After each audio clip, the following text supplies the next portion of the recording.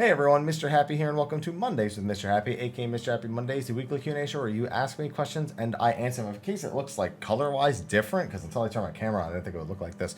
I'm actually recording this Saturday because Sunday is very potentially so busy a day that I realistically don't want to have to try to squeeze this in. This video is, or this week was supposed to be full of videos, a lot of Palace of the Dead related stuff, but Lamatod invited me to help Rich Campbell unlock UCOB, and that turned into 3 back-to-back days of 12-hour streams. And as such, I haven't really had the same amount of available time this past week that I normally have. And on top of that, I have my normal Sunday-Thursday raids that I've been streaming every night at 8:30 Eastern. So it's just been really busy on the Twitch side of things this last week. But we're in the final phase of UCOB. Hopefully we'll get it clear on Sunday or maybe the day after that. Hopefully Sunday.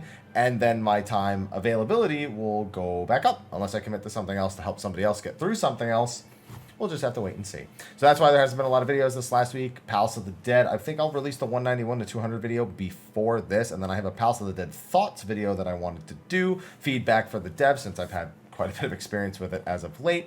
And then, of course, my So You're New to Range Physical and a few other So You're New too. Plus, we have all the news coming over the next couple of weeks. We do have the live letter on the 18th. We know Media Tour begins the day after that. So at some point in the near future after that, there will be plenty of information to digest as well. So looking forward to being able to deliver all that stuff to you as it becomes available to everybody. So with that, let's get into the Q&A since it is kind of late and I'm very, very tired. Excuse me if I kind of speed through this a little bit more than usual after we get past the intro section.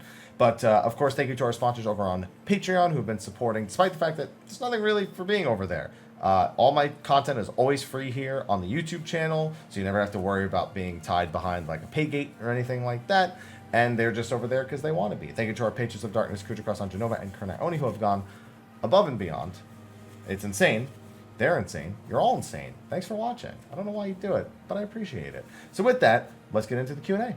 I saw the first question didn't have a hashtag, and that is A-OK. Hello, Mrhappy. Fairly difficult question. Do you think they'll ever unlink level or class requirements for Glamour? I mean, that's not a difficult question. It's just an unanswerable question because what I think is irrelevant of whether or not they'll do it. I'm sure that it's coded to require that very deep based on when they initially unveiled Glamours, how long ago it was, and how deep in the coding it probably is. I detect it will be severely difficult to do. There's no logical or moral reason or gameplay reason why it has to be that way, in my opinion, but I have a feeling it's so deeply ingrained in the game's coding that it would require a complete rewrite. Not that they can't do that, but I just don't know how much of a priority it's going to be when they have what we could describe as a functioning system for the time being. Alright, so this question's kind of spoilery. It doesn't go over any specific details, just the metaphysics of how the different dimensions work in Final Fantasy XIV.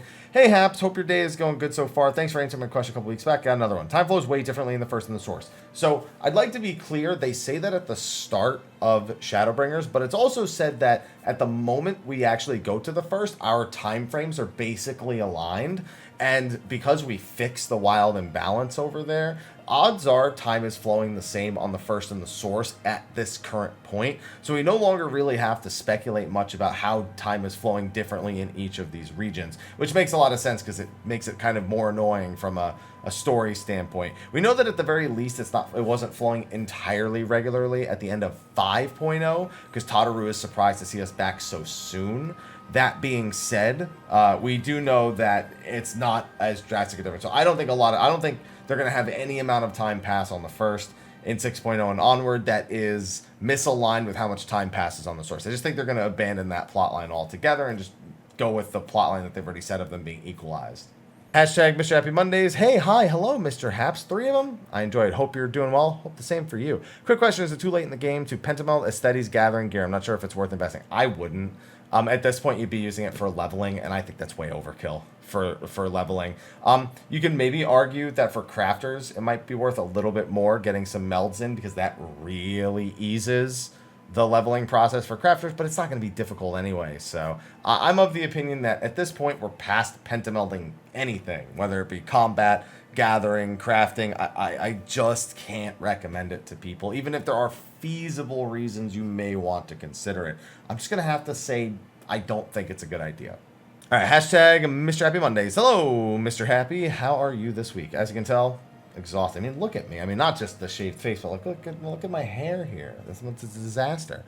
Many congrats on your recent Palace of the Dead Soul clear. Thank you. Been trying to do Heaven on High Souls and had several runs in the 90s that I could have cleared but ruined due to stupid mistakes. Hey, I was in that boat. Took me like 8 times to get through Heaven on High. Any advice you give me for those last 10 floors? Practical strategy tips, anything on how to stay relaxed and not get nervous? Saved me from the hell of 1 to 60. Or saved me from the hell of 1 to 60. Heaven on High, the last 10 floors are brutal. First of all, I don't know what you're doing it on, so I'm going to assume, since you've seen mine, that you know I did it on tank. And if you're not doing it on Gunbreaker or at least one of the other tanks, my advice is going to be largely useless, because the way you have to handle those floors on different jobs is different on each different job. So for Gunbreaker, the big thing is target selection. Not having good targets available is one of the worst things there. But honestly, I feel like just because of how safe I was trying to play Heaven on High as a tank, I really limited my potential for getting through it on a more consistent basis. Obviously, you want to go in with as many Magicites, as many Petries, Sights, Strength, Steel. You know the drill. I don't need to explain it to you. For those last 10 floors, though, I mean, sometimes you get a bunch of really high kill floors. Sometimes you get a bunch of really easy ones. Sometimes you get a ton of bad debuffs and run out of Serenities. Sometimes you don't. Sometimes you find an extra Petri or a Magicite on those floors and you cheer to the heavens. And most of the time, you don't. I'd say the biggest things, in advice-wise, that I could give are things I didn't do. Tanks have the ability to do some crazy stuff, like abusing landmine traps to AoE down packs of mobs. I would never have the balls to do that, but it's something you can absolutely do and just heal up with a sustaining pod and maybe pop some cooldowns if you happen to have a mob that survives too long. I just don't have the courage to do stuff like that, to drop myself to 1 HP and rely on just some auto-regenning Aurora maybe and like a pot to get back up while I'm AoEing down. I don't have the courage. Maybe if I saved up 2 carts and even then I just did my normal AoE, I could get like 4 or 5 GCDs in that time. And then I probably have another GCD or 2 after that to finish AoEing the most. I'm just way too much of a coward to do stuff like that. And that stuff goes a long freaking way when it comes to speeding up tank runs or any runs if you're brave enough to do it with some other jobs that can do it with a certain finesse, I suppose. But it's, for me, it really came down. It sounds like you and I had the same experience. It was just run after run after run, hoping that it didn't go poorly. Keeping the nerves too. I didn't do that in my final run. The only place I felt like I kept nerves is one of the exits was past like a really busy room, not a treasure room, just a busy room. And then the room that it was actually in had like Dread Knights that I had to hope didn't turn. It was scary. If you watch it, you'll see. So those are the big things. Is I would look specifically for tank advice from the more experienced deep dungeon runners and see the kind of high level things they do and how brave you are to go about attempting those things. Literally, you'll shave so much time off and it'll be way less RNG if you get used to doing things like what the actual like hardcore deep dungeon people do. All right, this is a short one. Hashtag Mr. Happy Mondays. Hello, and I hope you're doing well. Same to you. Since they announced Male Vera for Endwalker, do you think they're going to be locked behind? Oh, no. Nothing race-related is ever locked. It's locked behind owning it, most likely. I have a feeling... Actually, I have a feeling... Okay, so you are just asking about owning it, not about being that far. Okay, actually, okay. Let me back things up a little bit. No, I don't think they will. I don't think they'll lock him behind Endwalker because it's not an expansion launch feature. It's just a feature they're working on for patch 6.1. So I have a feeling that as long as you own at least Shadowbringers, you'll probably be able to make a male VR. It just doesn't make any sense. It's not a launch feature. So it wouldn't make sense for it to be tied behind the launch, in my opinion, especially because it's just a gender difference. Hashtag Mr. Happy Mondays. Hi, Haps. Hello, relatively new player watcher. Welcome. Still working my way through Heavensward. I've noticed your recent exploits with Black Mage. Congrats on the 200 POTD clear, by the way. Thank you. I was wondering if you plan or would consider doing a Black Mage guide. I've tried looking at some sites for help, but those are mostly text, and I find that I mostly get lost quickly. Find your content and delivery really digestible and easy to follow. Sorry if job-specific guides aren't really a thing you do or enjoy. So here's the thing. I actually love doing job-specific videos, guides on my experiences, things that I've learned, but I don't want the misconception that I am responsible for any of the discovery. So I won't say no to the request. I will say that we're so close to Endwalker that I don't see the value in doing it right now. But thinking about Endwalker in particular, I definitely need a disclaimer if it's a job that I did not do any theory crafting on, because the last thing I want people to think is that I'm just trying to take credit for somebody else's work, when it's more so I'd like to, as you said, present it in my own style.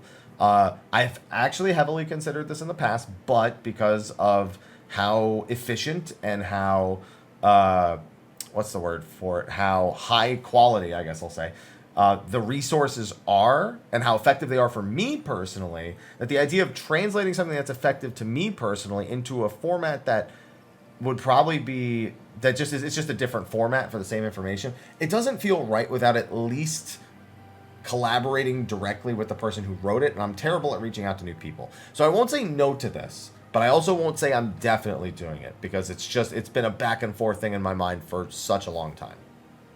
Hashtag Mr. Happy Monday. Hey Haps, hope you are doing well. Same to you. Let's see what the question is. Scroll down. Long time watcher, enjoy all of your content. I played various MMOs, and every time I get in a rating, I tend to get burned out fast. Usually by getting groups that say they're casual raiders, just acting like each pulls a matter of life or death. So wondering if my way of thinking that raiding does not have to come down to just gripping at people and trying to ruin everyone's experience.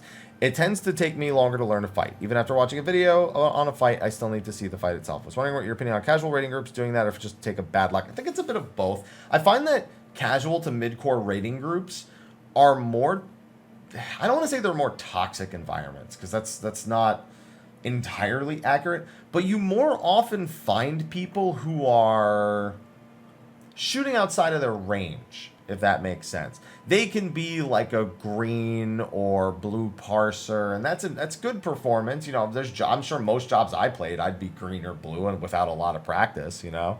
And I put a lot of time on Black Mage to get to purple and orange in a very short period of time.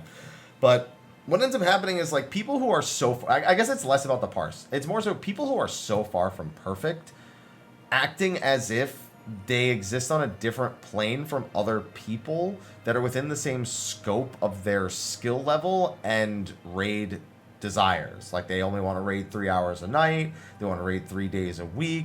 They're not this god tier player. They die to a mechanic here. They make a mistake in the rotation there. But they harp on everyone else way more. And I find that it's more common down in, like, the land of people who are just trying to have fun and are not trying to be, like, rush through the game and complain about it a week later like I am. Like, like in Happy Land. We'll call their place Happy Land despite the fact that mine is, despite the fact of my name. So I'd say it's a mix of both, because I don't know what you're like to raid with. I'm only taking what you're saying from your perspective about what your learning experience is and what your experiences from other people have been. So I am just taking your experience at face value and not considering how you may actually be responding to people giving. For all I know, again, I'm playing devil's advocate here, you could be getting perfectly valid light criticism. Like, hey, you know, when we do tiles, after I move out, you can just move in and stand there for a little bit, and then the phase will end. I'm just throwing a random piece of advice. And for all I know, that could be what you're referring to here, but I don't. So I'm just going to say that it's probably a mix of both. You're probably raiding with people who are shooting outside of their range, and you're also probably have some bad luck, because I see plenty of casual groups that do not have this issue. I'm friends with a lot of people who help or raid in casual groups that don't have this issue, and so I know those groups that aren't like that are out there. Hashtag Mr. Happy Mondays. Hello, Mr. Happy. Hello. Welcome. I want you to know I started playing 14 last April, and your YouTube channel has been very instrumental to my Scholar from my level 1 Arcanist journey today, so thank you for that. I'm glad you helped. I don't really do much Scholar content, but I'm glad I could be of some help. Just want to ask your thoughts on balancing work with playing the game, like those who really want to prog the endgame content but have a hard time making a commitment to stacks because of work. Probably the worst person to ask about that, because I live a neat life, which, not talking about NEAT, talking about NEET. I'm not technically a neat, but I live that kind of life where I just kind of have all this available time to kind of think about and work on these things and not have to think so much about the balance, because it's what I do for a living. So I'm probably the worst person to ask, but I will say this. I have experience from playing Final Fantasy XI, from playing World of Warcraft, the times when I was working, in school, whatever, and that it is entirely about finding people that match your schedule and your mindset. It's a very narrow set of things that you're looking for, and you are looking for only 7 individuals who meet those criteria, But that's all that it really comes down to. It's less about work-life balance and more about deciding what you do with your hobby time. You know, you're obviously not trying to leave work early to get to raid, but you're also maybe giving up, you know, that movie you wanted to see on Friday, but your raid group only raids 2-3 days a week. So you're like, okay, well, you know, this is my spare time and, you know, I can see the movie another time or whatever like that. So it's about budgeting your hobby time, your you time, your gaming time, and deciding that this is the thing you want to use it for and what days you want to use it for in that case. So going to be tough to find exactly the right people, but that's what you're probably looking for. Hashtag Mr. Happy Mondays. Hey, Haps, I'm doing alright. You doing alright? I'm doing alright. You doing alright? Yeah, you say you're doing alright. Just had a question about Final Fantasy V. 5 is my favorite game of the franchise, one of my favorite games, period, but it seems like a lot of people aren't a fan. I understand why it didn't get a lot of traction amongst English speakers on launch, but even to this day, it still doesn't click with a lot of people. What are your thoughts on the game, and why do you think it is still ignored among so many English-speaking fans? Well, quite frankly, it's because it didn't launch over here initially, so people don't have as much of an initial impression of it. Final Fantasies 1, 4, and 6 were released as Final Fantasies 2, 1, 2, and 3 over here in the States, and then skipped right to 7, where most people met the franchise. Not in 1, 2, or 3, aka 1, 4, and 6. People met it in Final Fantasy 7. And a lot of those people then continued going forward, and not all of them were interested in going back. They didn't find the pixels as exciting, they didn't find the characters as compelling, and that exact note is the one thing I think Final Fantasy V has going against it. It doesn't lack characters or character development. It's probably one of the job system games alongside Tactics that has done character development and storytelling quite well. But when I say it's nearly as compelling story-wise as, say, Final Fantasy 4 and 6, the two games that it's sandwiched between, probably not. On top of that, a lot of people do kind of like to just go on a direct path, and the idea of having the jobs and grinding them out is not something that's always as attractive as of an option, even amongst RPG players, despite what most people might think. That being said, Final Fantasy V is easily one of the best job-based systems in the entire franchise. Its story is definitely more palatable than a lot of the other Final Fantasy, and especially early Final Fantasy stories. And it is clear, it is effective, it's got a great world, it's got everything else going for it. Some of the best music in the entire franchise, some of the most original characters, and long-lasting lore and conflicts that would actually reach out and, I'll say, infect and or I guess appear in other Final Fantasy titles. I consider 5 kind of a nexus point of the franchise, the apex of the job system at the time, and on top of that, with the Void and the Interdimensional Rift, it opened up so many things into other parts of the franchise that still carry on to this day. If anything, I'd say that some characters in 5 are still realistically experiencing the story that would later follow. Not to mention other depictions of the characters such as Bart's and Gilgamesh and World of Final Fantasy are fantastic. So it would be a worse world if we didn't have Final Fantasy V, but I totally understand why some people just aren't a fan of either going back to that era of RPG or are not interested in what is the perceived level of grind with the job system. Yes, I know there's tricks to do it fast, but that's not as important. When a new player sees it, they sit down and think about how much time it's going to take them. Hashtag Mr. Happy Mondays. Hey, Haps, how are you? I'm doing all right. You doing all right? I'm doing all right. Was wondering if any old horror stories from back in your 11 heydays. Something where we're fighting against absolute virtue for 2 hours and it cast a benediction. No. So, my horror story from my heydays of Final Fantasy 11 is that I was spending my entire life playing Final Fantasy 11. No. No, I don't really have that bad of a horror story with Final Fantasy 11. Everything is like a mini horror story filtered against like some fun conversations in party chat or link shell chat, and that's kind of the end of it for me. I mean, I don't know. I guess, no, yeah, I don't have horror stories. Just, I don't treasure the experience, I suppose. Like, okay, I can give you the opposite. I can give you, at one time I fell asleep in the middle of an EXP party at level 26, and I woke up and I was level 30. So that means they didn't kick me from the party for 4 levels, oddly enough. But I couldn't read party chat because it was a JP party. So I have no idea why they didn't kick me for 4 levels. They just didn't. And that was a great experience because it was me benefiting from not playing the game. Just that. Yeah, I don't know. I'm sure if I think about every individual NM I camped or missed a claim on or disconnected or de-leveled, it's like, yeah, that's not really a horror story, though. It's just like it's part of the game. So, no, I don't have any good ones. Just seen a lot of shitty things happen in that game, in that community, even in the old days.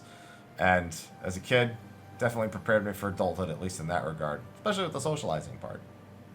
Hashtag Mr. Happy Mondays. Hey, good evening, morning, whenever you read this. Evening this time, and thank you. Same to you. I was just wondering what your thoughts are, if you really have any thoughts on how many streamers who have moved from WoW use and talk about third-party programs and mods very blatantly, despite the general attitude of don't ask, don't tell in the community about these things in spaces Square Enix has eyes on. Do you think it's going to make things come to a head at some point due to how advanced these things are getting, or will it continue to be ignored? Really enjoy using ACT to see how well I'm doing, and some aspects of the quick launcher are lifesavers, so I'm worried it's going to become a bigger issue.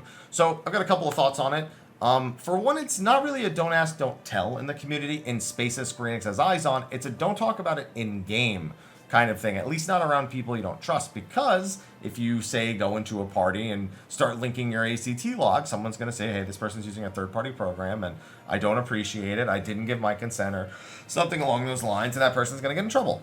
On a live stream, though, as long as you're not using them lewdly, I'll say, they largely don't care. They very rarely use it unless it deals, again, with harassment or with something that's really heinous. Now, I do think we're starting to reach that barrier where people are starting to do things that are borderline too far. At the very least, they open the door to things that are far worse being able to be done with very easy access. The things inherently aren't bad, but they open the door to get very close to things that could be bad for the community, or at the very least could get people way more in direct trouble without them really thinking about it. So here's what I think is going to happen.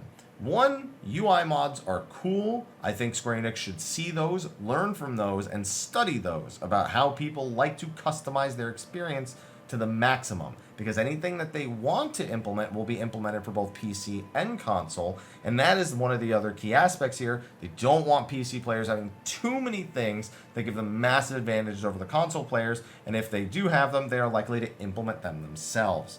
That being said, we've seen some programs historically cause issues with Square Enix. They didn't like Paisley Parks, which all that did was automatically place presets of markers down in the middle of an encounter. To combat that, they made it so that we could only place markers before battle and gave us some presets as well as a couple of extra ones. Will we see some responses like that? I think it's most likely. I don't think it's so much that people are going to get in trouble, but that we'll see a lot of these things implemented into the game. However, again, if those are implemented into the game, my concern then becomes what happens next. Because if there are solutions being presented that are official in the game and people still wish to modify it, the next steps become, again, a little bit too close to things that would definitely get you banned if you were to mention doing them in pretty much any other game. So that's my concern. I don't want people to go down that path, and I hope that Square Enix seeing certain things means that they incorporate certain things into the game while removing the need to have third-party add-ons to actually use them. Hashtag Mrhappy Mondays. Hi Hap, super quick question for you. Do you still get revenue from video views if someone blocks the ads? I just swapped from an iPhone, from the Google Pixel, and the lack of mini video annoys me to no end. There is a workaround by using picture-in-picture, but and I guess for some reason, YouTube just decided that that was all she wrote. So let me scroll back down to it so that way I can actually read the entire thing. Where did it go? Where did it come from? Where did it go? There it is. Where did it come from? Cotton Eye Joe. On a related note, no, that's a different one. Where the heck did the other one go? Is it right above it? Here it is. There we go. Google Pixel, the lack of mini, but I'm not sure if that messes with your analytics. So I don't have the entire picture on this one. The shortest answer is yes. Absolutely, blocking an ad prevents a video from generating revenue. What it doesn't prevent is feeding into the algorithm, which can then lead to other people discovering a video and thus increasing revenue. So in some ways, it doesn't hurt. In a lot of ways, it does. I'd say if everyone did it, it would hurt a lot. If a few people do it, which is realistically, it's probably more than a few people, then it starts to hurt more and more, and it kind of offsets the discoverability / algorithm for the video against the ads themselves. But it takes such a massive amount of your percentage of viewership for that to happen. Not to mention there's people who also pay for like YouTube Red, for example, and YouTube Red actually pays you based on your watch minutes of people who have that service to make up for the fact that you don't earn ad revenue for it. And it's a decent chunk of the ad revenue that comes from YouTube, but not nearly as much as just the outright ads that play. So in the small scale, no, because it still helps with other aspects of YouTube's algorithm. But in the larger scale, I mean, any person who's not seeing an ad is obviously somebody, it's a case of not being paid for that video's view.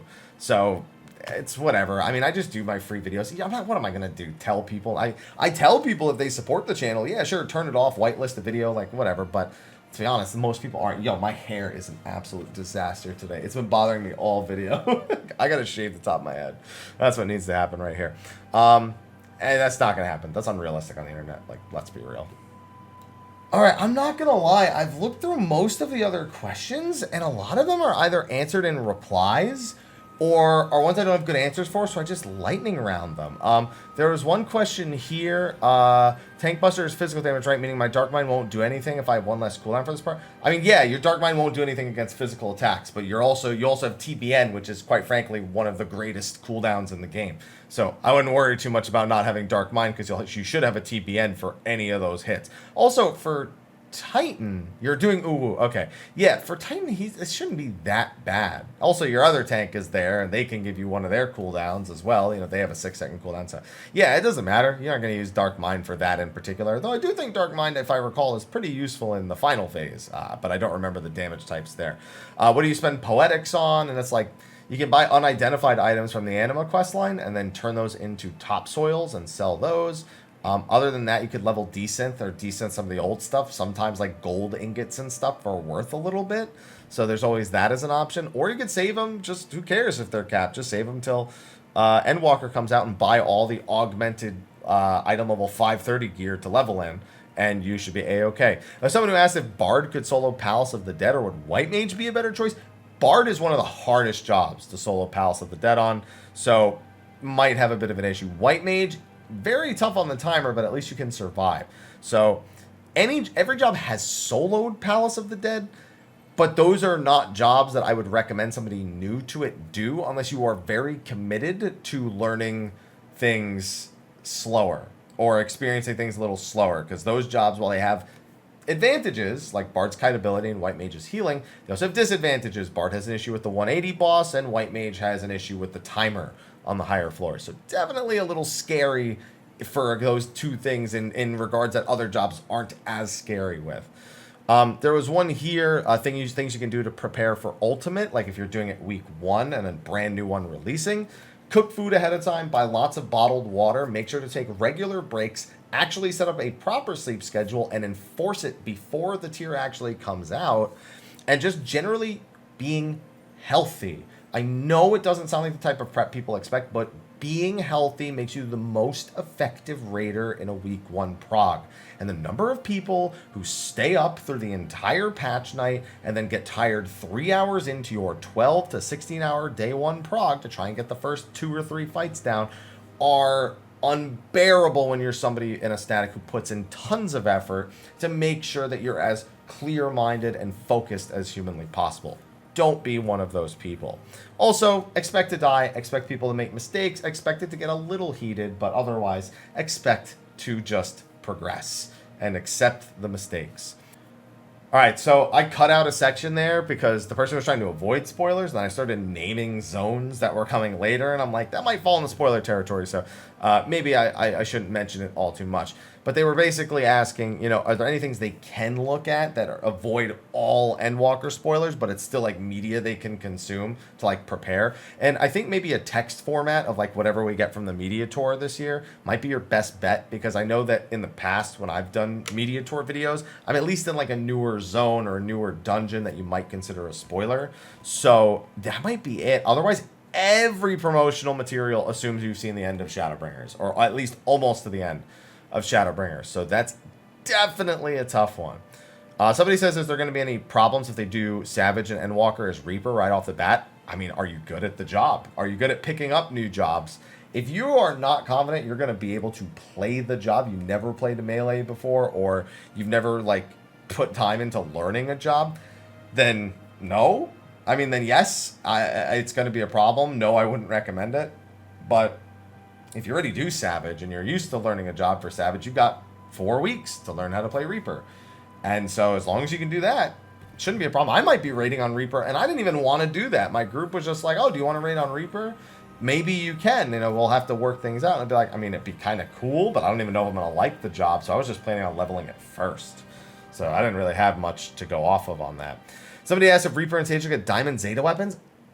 I don't think so. I don't remember if Stormblood, which of the Stormblood bosses actually had Gunbreaker, and Dancer weapons. I know Shinryu got some added, but I don't remember the rest, so I guess I can't really say with any certainty. Let's see. There's the third-party add-on one. I'm just making sure because I had so many that I had to skip through. That's the burned out one. Embolden not being changed. Will you make a guide for Black Mage? Old horror stories. Final Fantasy V. Recent Pals of the Dead clear. Male Vieira. Videos, like somebody asked about a video using old footage for lost mechanics. The thing is, a lot of those mechanics aren't lost. If you still go do those fights, they're still exactly the same. And I, yeah, I mean, sort of, like I've done videos that are kind of like that in the past, but I don't go too crazy with these. I'm not super interested in doing them. So just doing them because they could potentially be a good idea is kind of not in my wheelhouse. I definitely like to want to make a video if I'm going to actually release it. So I'm going to say probably not to that, but I won't say it for certain. But if something strikes me in a moment to understand, I'd be more interested in releasing stuff that's current because people don't know how the current markers work. I'm not worried about telling them about the ones that don't work anymore. Personally speaking. Somebody talking about their party finders being dead and them having a hard way. Like it's very difficult for them to actually like get practice in for stuff like E12S. I guess I don't know where you're playing from because I'm on Ether, which is locked, and there's tons of party finders for fresh prog, for specific phase prog, for that. I don't know. I mean, it's just asking like maybe I get a few people together and then go into the party finder. I mean, yeah, you can, but I don't know. I mean, I literally joined a fresh prog E9S today, and we got the clear in one lockout. And at the same time I went to join that, I saw a fresh prog E12. But again, data centers are gonna have different groups of people at different times, and there's no way for me to know. It's definitely possible to have a group of friends or an FC or something and just like have a few people come, or maybe even find 7 people who can do that, even if it's not a static. But I can't tell you it's better or worse than your odds of actually finding fresh prog in the first place. But I will say, just expect to sit in the party finder for a long time if you're doing a fresh prog group, because you usually need a few people before it kicks off, so having them ahead of time might just do the trick. Then there was another one here, the pentamelding question. There's 2 speculation questions. What do you think Reaper AoE will look like? A circle? I don't know. I have no idea. And then someone asking, will we see the original Bahamut and Endwalker? We've only seen artwork of him. I mean, yeah, but that's what he looks like. He looks like the rest of his brood, just slight details that are different. He's got that long worm-esque appearance like Nidhogg and Hraesvelgr and Vreecha. Just his face is different. We already know what he looks like. We're probably not going to see him again in that form. I would sincerely not expect it. Someone asked, like, where do I think we'll go in 6.1? There's no way I can think of where we'll go. I just know I want to go to Mara City in the New World at some point. So one of those 2 locations would be pretty cool. There's the time flowing question. There is process learning first Savage. Do you know, what is your opinion for the simplest rotation? Are you asking which job has the simplest rotation? Because I'm not an expert in every single job. I don't have like crazy good parses on like Ninja, for example. I've got like a purple on White Mage. I mean, for healer, White Mage probably the easiest to play, in my opinion. I don't think it's the best necessarily, but probably the easiest to play. Melee, I mean, I love Monk, but like Dragoon is 2 5-part combos that just go back and forth, so they're one of the easiest ones to play for certain. Caster, Black Mage easiest rotation, but difficult in terms of positioning, so I'd probably go Red Mage if I was thinking of the easiest one there. Range Physical, they're all really easy. I would probably put Bard as the least easy just because it's kind of busy, but Dancer and Machinist are both absolutely like super easy, and all the tanks are pretty simple. I think Warrior personally is the simplest one, but if that's your question, I've answered it. But if your question is to give you the rotation, that's a little bit more complicated because there's no set answer to that. I mean, a lot of it is you Google an opener, and then some fights you have to do things a little bit differently. So I hopefully each of the roles and the jobs I named in those roles were helpful, because I don't have the answer to the other potential question that's being asked. And other than that, I think it's good. It's a lot of replies on some of the other questions. I think I missed another one that I was going to answer in the lightning round, but my brain has not seen it as I scroll through. Somebody predicting I'm going to shave my head. See, I was gonna. That's what this was. This was going to be this, but this turned out really bad. So this, I'm waiting till I get a new razor. But yeah, okay, I think that's going to be it for this week's Q&A. So thank you for watching this episode of Mondays with Mr. Happy. Be sure to ask your questions in the comment section of the video below, and I'll do my best to get to as many of them as possible next week. But thank you for watching. I'll see you in the next one, and until then, take care.